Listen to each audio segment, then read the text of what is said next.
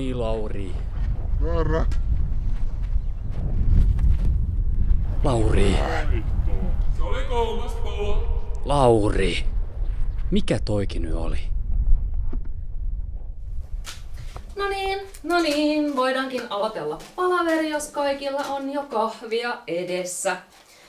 Mahtavaa. Eli tällä viikolla Lauri otti hienosti koppia.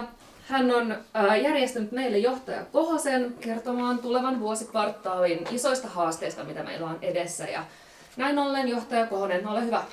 Kiitos. Yrityksellähän me on nyt semmoinen tilanne, että kilpailutilanteessa on varsinainen ajolähtö edessä.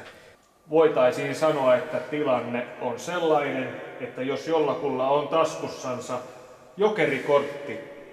Fokusi, Lauri, fokus! Keskity! Mut et sä oo siellä kentällä. Me ei enää edes heitellä yhdessä.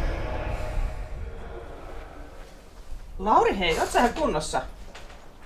Sällinen, syötä sille vähän possumunkkia, niin saadaan verensokerit nousuun. Syötä itse. Ei näytä kukaan kärkkyvän noita sun possumunkkeja, ja sen minä ole kenenkään äiti. Mikä juttu toikin oikein nyt taas oli? No, se on niinku palo. Semmoista poltetta. Hei Kohonen, älä nyt pelihousuja revi.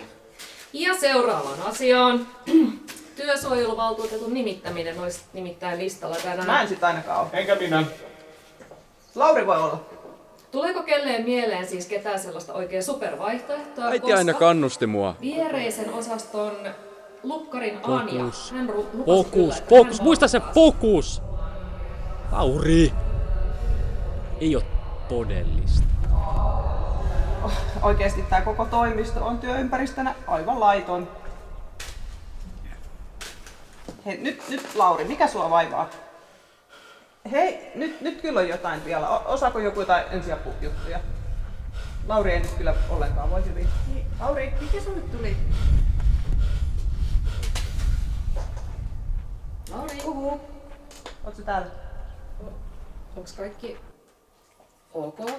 Oot sä täällä? Kaikki hyvin? On kaikki hyvin? Joo, totta. No niin, hyvä. Mahtavaa, koska voidaankin vielä jatkaa, koska viimeisenä meillä on mukavin asia. Nimittäin firman kesäjuhlat on taas tulossa. Yes. Ja meillä on siinä iso yllätys ja sen kertookin tänään johtaja Kohonen itse.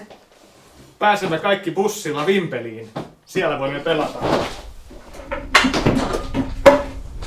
Pesäpallo. Ei!